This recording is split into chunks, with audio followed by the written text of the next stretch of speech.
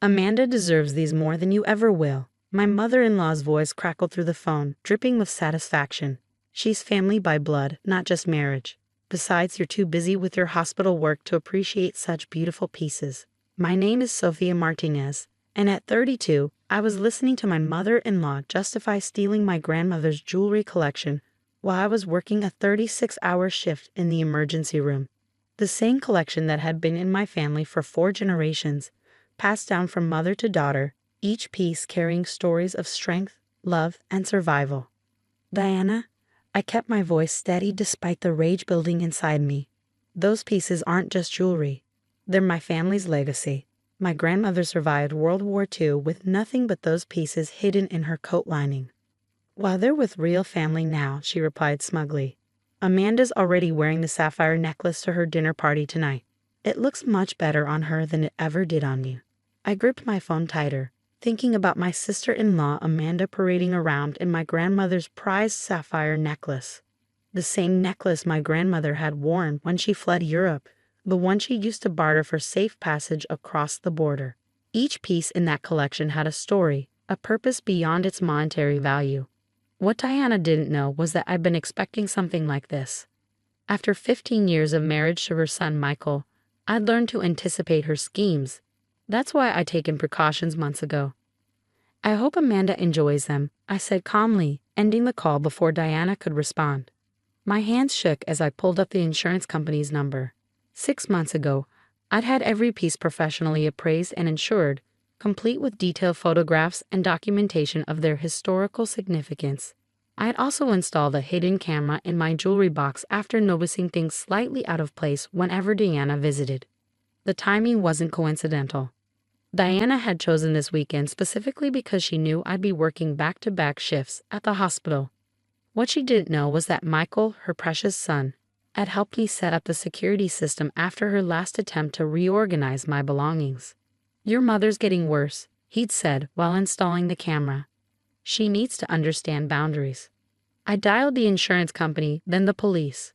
Within an hour, I had filed both an insurance claim and a theft report. The hidden camera footage showed Diana clearly entering our bedroom, examining each piece and carefully packing them into her designer handbag. My phone buzzed with a text from Amanda. Thanks for the early inheritance. The sapphire necklace is perfect for my charity gala next week. I smiled, taking a screenshot for evidence. Amanda had always been jealous of my relationship with Michael, her older brother. In her mind, he deserved everything I had simply because she was blood family. Diana had encouraged this attitude, constantly reminding me that I was an outsider who'd married into their prestigious family. What they'd forgotten was that I wasn't just an emergency room doctor. I was the granddaughter of a woman who'd outsmarted Nazi officers who taught me that sometimes the best revenge is patience and preparation. The insurance adjuster called back within hours. Given the documentation and video evidence, they were fast-tracking my claim. The collection was valued at over $300,000, not including their historical significance. Dr. Martinez, the adjuster said, given the clear evidence of theft, we can process your claim immediately. What would you like to do with the settlement? I thought about Diana's smug voice, about Amanda wearing my grandmother's necklace like a trophy. Then I thought about what my grandmother would do. I'd like to establish a scholarship, I said, my voice firm, for children of war refugees seeking medical degrees in honor of my grandmother. The adjuster paused. That's unusual. Most people would want to replace the jewelry. These pieces helped my grandmother survive a war and build a new life, I explained. It seems fitting they should help others do the same. As I finished the call, my phone buzzed again. This time it was Michael. Mom just called, bragging about giving Amanda your grandmother's jewelry. Please tell me you had a plan for this. I sent him the insurance claim confirmation and police report. His response was immediate. That's my girl. Want me to tell them, or should we let them figure it out themselves? Let's wait, I replied. Amanda's charity gala is next week. Wouldn't want to spoil her big entrance. I sat back in my office chair, feeling a strange mix of sadness and satisfaction. The jewelry was gone, yes, but my grandmother had always said material things were just tools for building a better future. Diana and Amanda thought they'd taken my family's legacy. They had no idea they'd just helped me create a new one. The next few days would change everything, but for now, I had patients to attend to. After all, my grandmother didn't survive a war by letting thieves distract her from what really mattered. The charity gala was being held at the city's most prestigious hotel, and Amanda had made sure everyone knew she'd be wearing family heirlooms for the occasion. The irony wasn't lost on me as I watched social media fill up with her pre-event photos. My grandmother's sapphire necklace gleaming against her neck. "Can you believe her?" Michael muttered, showing me another post where Amanda claimed the jewelry had always been meant for her. We were getting ready for the gala ourselves. Michael as a major donor and me as, well, the woman whose family jewelry was about to become the talk of the evening. I chose a simple black dress, elegant but understated. No jewelry except my wedding ring and the small golden pin my grandmother had managed to keep hidden even from the Nazis. The one piece Diana hadn't found because I always wore it on my hospital coat. The police detective had called earlier that day. "Dr. Martinez, we have enough evidence to press charges. Would you like us to make the arrest at the event?" "No," I'd replied. "Let's handle this professionally. Send the official notification tomorrow." After all, I wasn't interested in public humiliation. I wanted justice. As we entered the gala, Diana immediately spotted us. She was wearing an emerald bracelet from my collection, looking every bit the proud mother of the evening's charitable daughter. "Sophia, dear," she air-kissed my cheeks, "you look simple tonight. No jewelry?" "Oh, that's right," she smirked, touching her stolen bracelet. "I prefer to let my contributions speak for themselves," I replied smoothly. Michael squeezed my hand, trying not to laugh. Amanda was holding court near the stage, practically glowing under the attention she was receiving. "Oh, this," I heard her say to a group of admirers, touching my grandmother's necklace. "It's a family piece, passed down through generations. Mom finally decided I was the right person to carry on the legacy." I moved through the crowd, accepting congratulations on the new refugee scholarship program.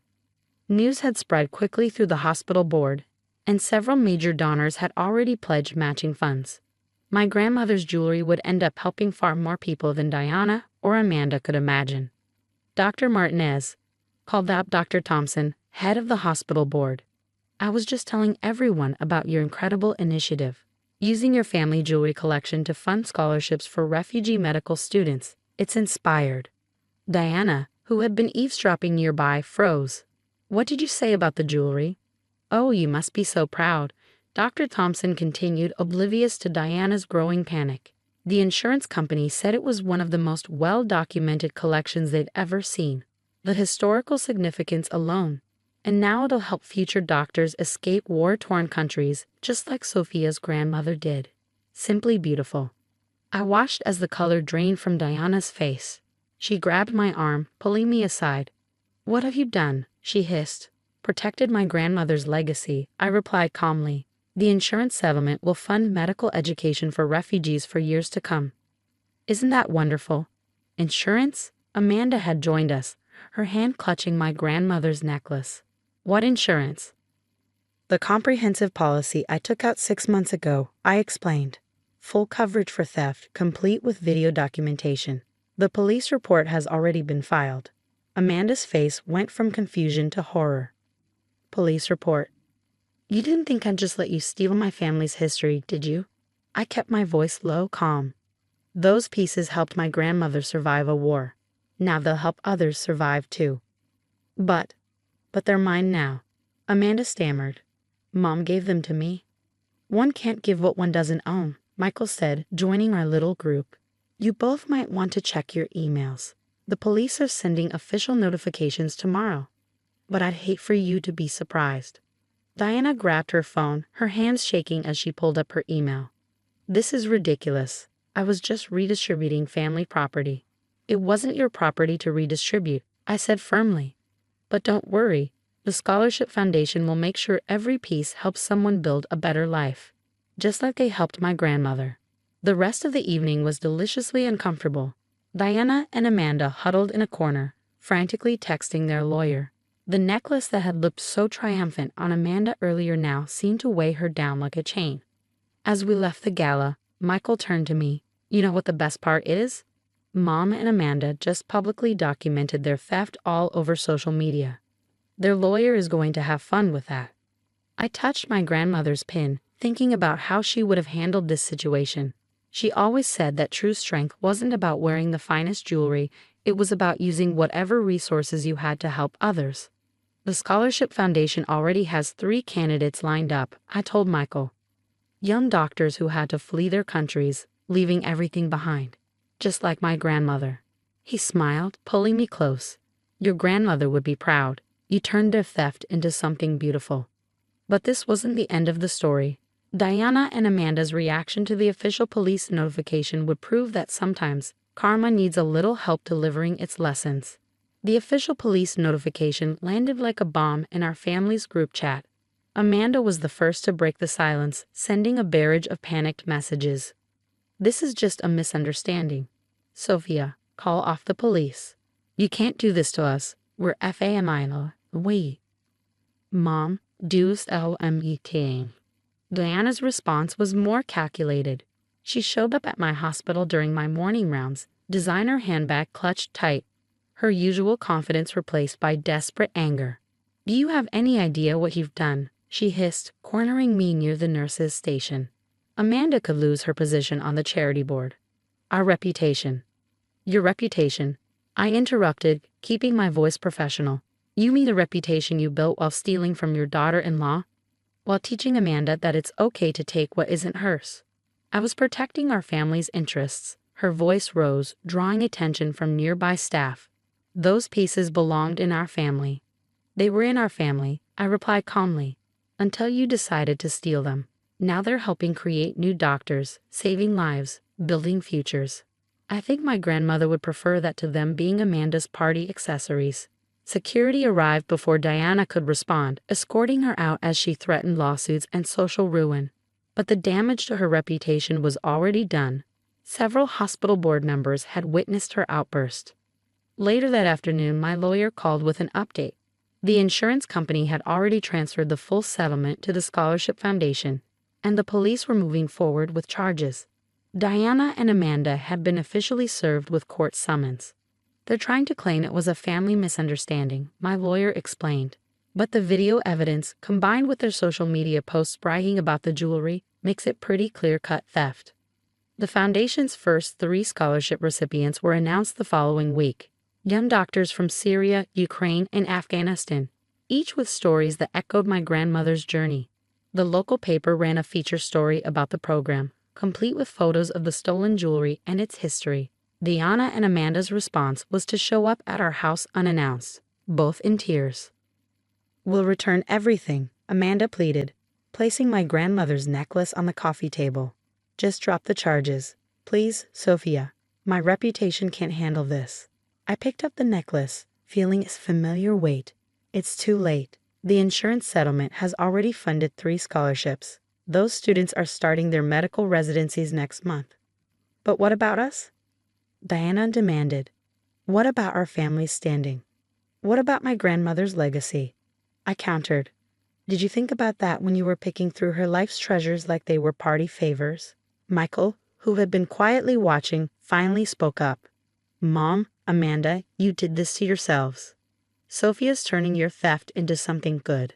Be grateful she's not pushing for maximum charges. In the end, they accepted a plea deal, community service at a refugee resettlement center, and mandatory restitution payments to the Scholarship Foundation. The jewelry was returned and donated to a museum's World War II exhibition, where each piece could tell its story of survival and hope. The first scholarship recipient I met was Dr. Yara Hassan, a young woman who'd fled Syria with nothing but her medical books and dreams of becoming a surgeon. When I pinned my grandmother's small golden pin to her white coat, her eyes filled with tears. Your grandmother's jewelry helped her survive a war, she said, touching the pin reverently. Now it's helping us heal from ours. Diana and Amanda's community service turned out to be unexpectedly transformative. Working with refugee families, hearing their stories of loss and resilience, something changed in them. Amanda was the first to apologize sincerely. I never understood what these pieces meant, she admitted one evening, months later. To me, they were just beautiful things to show off. But meeting these families, hearing their stories, I get it now. Your grandmother's jewelry did exactly what it was meant to do. It's still saving lives. Diana took longer to come around, but watching the scholarship program grow seemed to soften her. When the second round of recipients was announced, I found her quietly crying at the ceremony.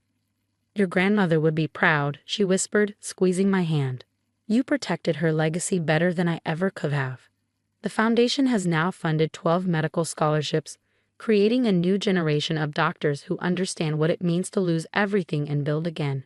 Each recipient wears a small pin during their white coat ceremony, not my grandmother's original, but replicas we have made, each carrying the same promise of hope and renewal. My grandmother's jewelry collection sits in the museum now, each piece telling its story of survival.